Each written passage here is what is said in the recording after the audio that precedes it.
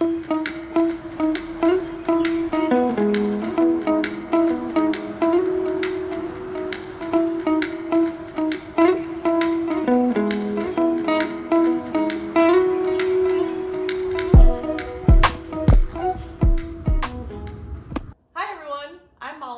I'm Vion. And we're going to talk about comparing Minneapolis, St. Paul area to Portland, Oregon area. For some context, I grew up in Wisconsin and went to school in Illinois. And I grew up in India, finished up my high school in Minnesota, went to Texas, and ended up in Oregon. Yeah, and after school in Illinois for me, I was in Portland. And I was there for almost 10 years. And you were there for how long? About 3 years. About 3 years. And since we both have roots in the Midwest, we were thinking that we would eventually get back to the Midwest at some point just to be closer to our families. And in this past year, the opportunity to make that move happened, and we kind of very sporadically decided to go for it. In our heads, it was going to be maybe in like 5 years or so that we were going to try to move, but just opportunities happened with jobs where we wanted to try to move this year. And I think there's a lot of similarities between the Midwest and Pacific Northwest. You see a lot of people from each region in the other region, and just thought it would be fun to compare the two areas based on the season, basically. So the plan is to make 4 of these videos during our first year living in the Minneapolis area after having lived in Portland, Oregon, and just compare what we've seen, the kind of differences between the two, similarities, and just see if there's any fun things for people to consider when they're looking at those two places for living their lives. Mm-hmm. Yeah. So I think the first thing people are going to ask about in terms of differences between Minneapolis and Portland is weather, especially because we're talking about winter in this episode. And what do you think? The first thoughts about winter weather comparing the two locations? I think winter here is a little bit on the extreme side compared to Portland. You may be able to see some snow outside. In Portland, when it snows, it doesn't quite stick as long. Mm-hmm. And over here, once it snows, it tends to linger, which then cools off the area for a while. And we have had a few negative degree days. Not as many as I thought, maybe. Yeah. I mean, but there have been several. And I guess for more context, today is March 30th, I think. Yeah. So we just had some snow today after maybe a couple weeks with a week and a half without snow. So it's still going strong. Winter's still happening. Although technically, I think spring is supposed to be here. Yeah. So, but yeah, we're still getting snow. And actually, it's a good day to film this because there's snow in the background. And then I guess I would say when I came from Wisconsin, Illinois area to Portland originally, like 10 years ago, I had all my winter stuff with me, and I got rid of it within that first year. I just didn't really need those big Sorel boots that I've been using to walk to classes back in Illinois. I didn't need my big parka jacket to keep the cold out.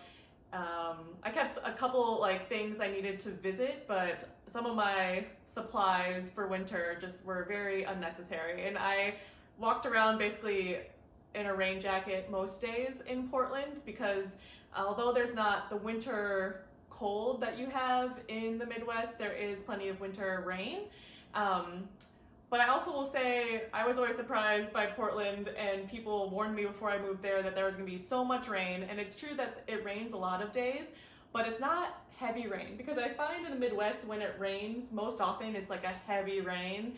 Cats and dogs. Yeah. Yeah. That doesn't happen as often in the Portland area, at least what I experienced, and maybe it was dependent on which neighborhoods I was living in. But I found it wasn't too bad, and I just used a rain jacket most of the time, and then when it was winter in Portland, I would add like a knit hat and a scarf and some gloves, and I would be fine really with my rain jacket and some good waterproof boots.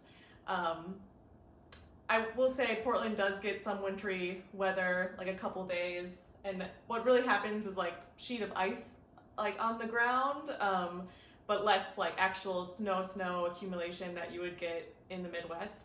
And so moving here, I was actually pretty lucky because last year I went on like Northern Europe trip to visit the Christmas markets, and so it was cold. So I had recently bought some actual like winter gear just last year, not knowing that we were gonna be moving back to Midwest. But I have a long puffy jacket again that came in handy. It has a big hood that's fluffy in the inside. I have lots and lots of winter hats, mostly because I think they're cute, because you only need one good one, but I have like a lot. And I have a lot of mittens and gloves, and some of those have been gifts from different family members, and scarves. And I found that I actually was expecting the winter here to feel worse than it did, and maybe it's because we're near the end, but I think the hardest part about winter in Minneapolis area specifically is it seems to be really, really windy, and it's windier than I remembered it being in Wisconsin growing up. And even like going to school near Chicago area, I don't remember it being so windy, or maybe I just am less acclimated to it now, but I feel like that's probably the worst part of winter here is the wind, because it does make it feel a lot cooler when you go outside. Like the snow, I maybe this will also fade over years, but I thought it was pretty most of the time and not too inconvenient, but I'm also not driving into work every day. Yeah. The one downside also is when it gets too cold, we are gonna get those tire pressure alarms, and so I did have to fill in my tires a couple times. Yeah, I should have done that. My car did say I had low tire pressure.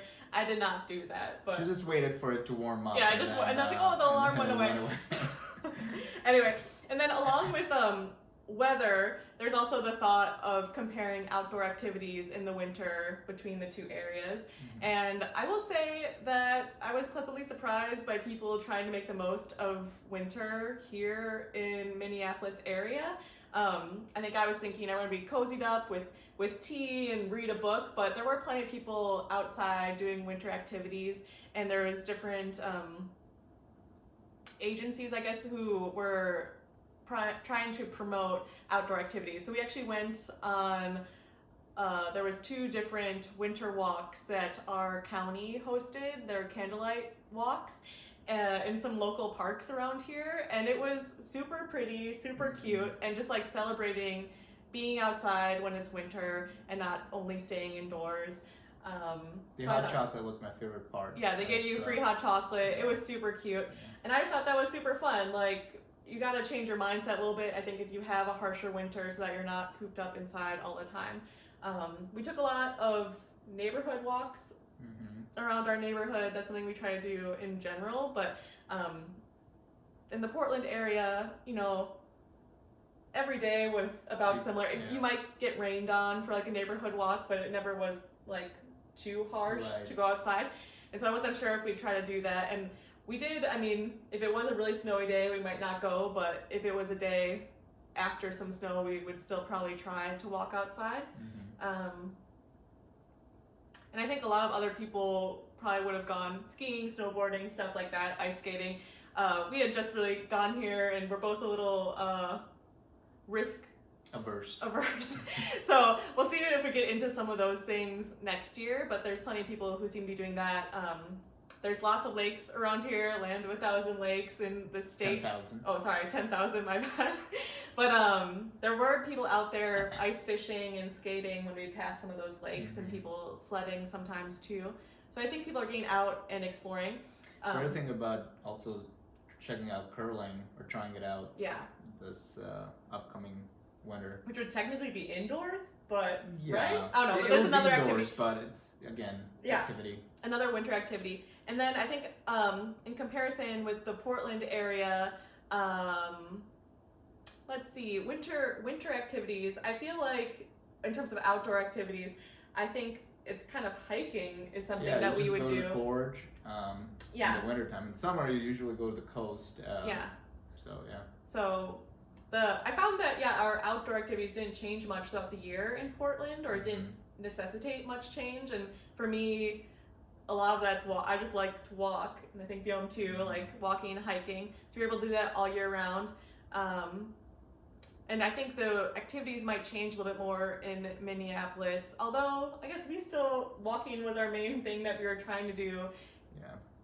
And some of the places around here, some of the parks, like their trails were a bit muddy or a bit slick to try to walk around in winter. So trying to go somewhere that didn't have too much elevation change was helpful when it was a wintry hike or walk. Yeah. And some of the trails, they also do a good job, the county or the city, of plowing it. So yeah. The first time I saw one of like the mini little plow trucks, I should know the term for this, but like the maintenance truck that's going through and taking the snow off of the trails. I was so excited because they're super cute, and they're not like that common in Portland. Like I never would have seen that in Portland, so it was just really fun to see some of them out and about, making sure that we can get around. I would say plowing in general, like Minnesota is way on top of it compared to Portland. Portland doesn't have a lot of plow trucks in general, and not like a lot of maintenance in terms of snow because it's not as necessary. And even like the types of equipment that's used is different. Like in the Midwest, a lot of salt is used, and that's less likely to be used in the Portland area, more for like sustainability reasons and not wanting to use salt on the ground. So you do see the effects of that, and the ability of people here to maintain the roads for driving, walking, biking, whatever it is pretty awesome. Yeah. Okay, we're on a time crunch, so we're gonna move on to our next topic, which is general like proximity to family and transportation, and just like kind of holidays, I guess, because we moved officially. Both of us were here officially right before Christmas, and in the past, I would go home for Christmas back to Wisconsin from Portland, and it would be a very legit travel day. I wouldn't say that I would be much for anything once I finally got to Portland.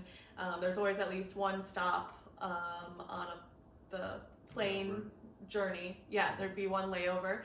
And yeah, it wasn't horrible, but you know, it's nicer to be closer to family in the Midwest for Christmas time. We visited Guillaume's family in northern Minnesota, and then we also visited my family in Milwaukee. We drove both of those trips, which was awesome. I also when we went to visit my family, I stayed a little bit longer, and so I took the Amtrak train back from Milwaukee to Minneapolis area, and that was also really great. It was like 6 hours. I know people can have mixed experiences on the trains, but I thought it was great. It left like within the minute on time, which I was really thrilled about, and then we got there right on time, and yeah, it was a great experience. So that form of transportation I think we'll be using more often. And then recently I took a trip back to Milwaukee to hang out with my family, and I did the plane, and that was super simple. I mean, I wouldn't normally, if we're able to take the time to drive or take train, I'd rather do that for sustainability reasons. But if I need to do a quick trip, the plane ride over there was super simple. I will say that I don't like the Minneapolis airport as much as I like the Portland airport.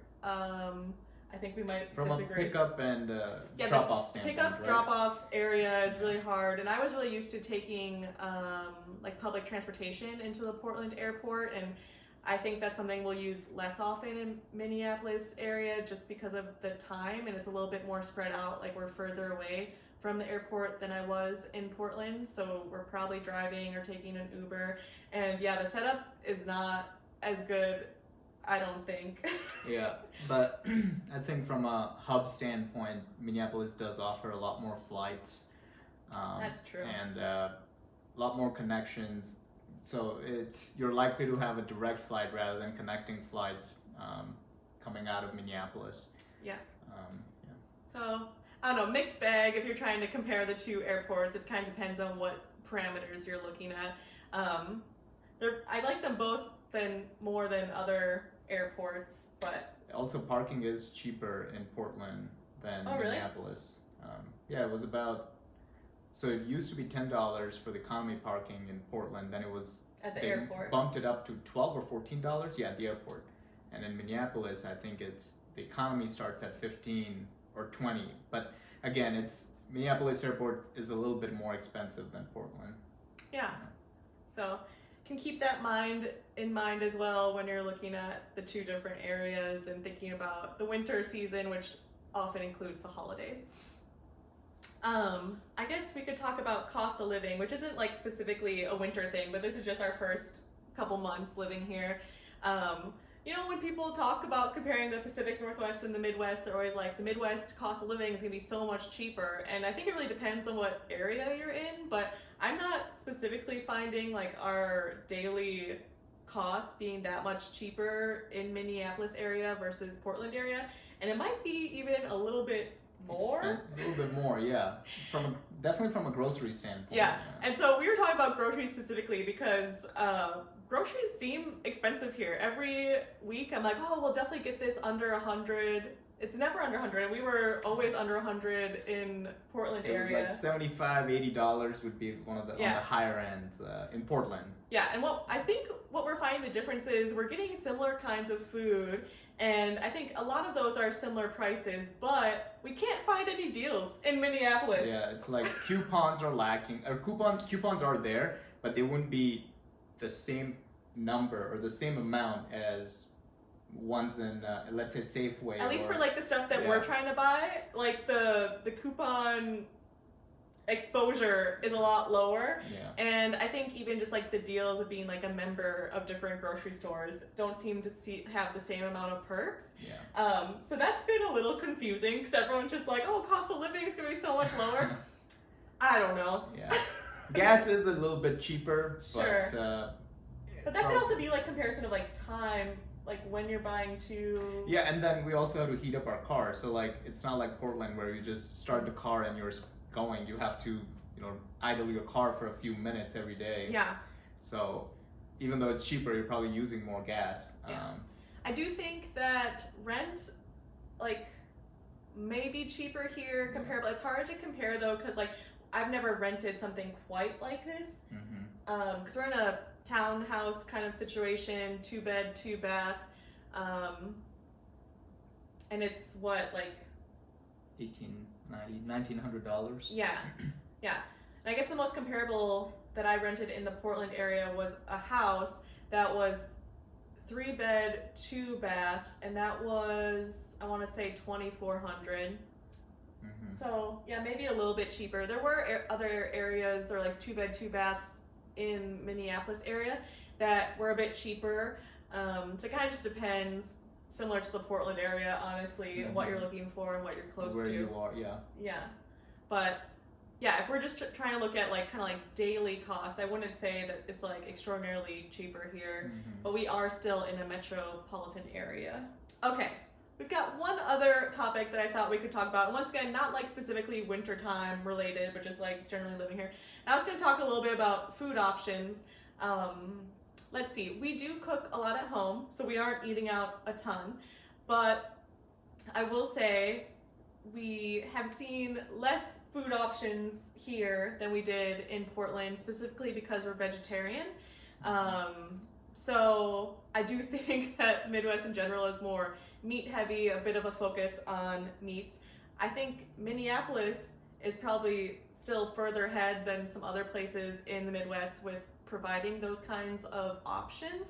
But yeah, I wouldn't say that most places we go to have a good focus on it. And I think it's just like specialty restaurants that are vegetarian, vegan, whatever it is, have those options, like a lot of them. Otherwise, there's like a few things on a menu, and a lot of times it's like a salad.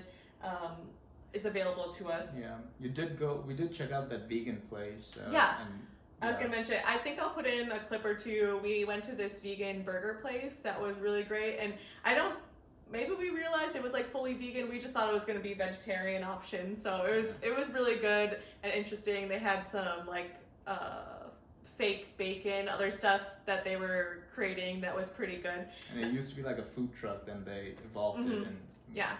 So that was really good. So I do think there's like stuff like that, more specialty. But if you're going to a restaurant that's not saying that it's catering to vegetarians or vegans, I think that there's less options for people of those dietary restrictions compared to in Portland. I think most often there would be some way, like a lot more options or some way to make different plates vegetarian, and just I think a lot more restaurants that were focused on those things. So that's been interesting. And then I guess the other thought is that we're trying to find some more like Indian restaurants just in general, and that has been tough here. And there were some good options in the Portland area. Specifically, we would call out Biryani Corner in Hillsboro was our favorite Indian restaurant to go to. And then there's also, what was the other one? Biryani Express. Yeah, that one opened like just a few months before we left, and we really liked that one as well. So it was kind of tough going from having those options pretty close by to coming here, and there are some Indian restaurants. Like it's not like it's not that there's none, it's just that they don't quite meet the standards we'd hope for. They're a little more like Americanized Indian food is what I would say. I agree. Yeah. So that's another comparison between the two locations. And you'd say that about Mexican or burrito places too, right? Around in Hillsboro, Portland region versus here. I don't think it's as bad, like as much of a lack. Okay. But I think we still need to explore. I think what it is I think there's more options, Mexican options that we need to explore. And I feel like we've already explored a number of Indian restaurants and been a little disappointed. Yeah. But that's okay because we do make Indian food at home. And we'll get by, but it is kind of sad. And so we do look forward to when we go visit Portland and visit our friends and family there that we can stop by into our favorite Indian restaurants, maybe more than once in a trip.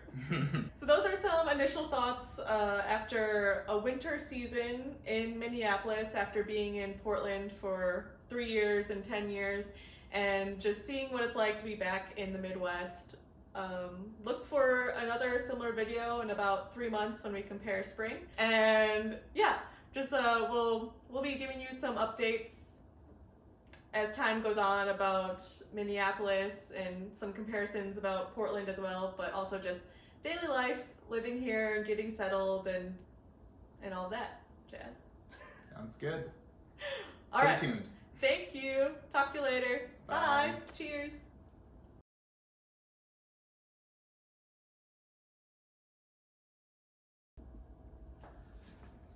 It's recording? Yeah.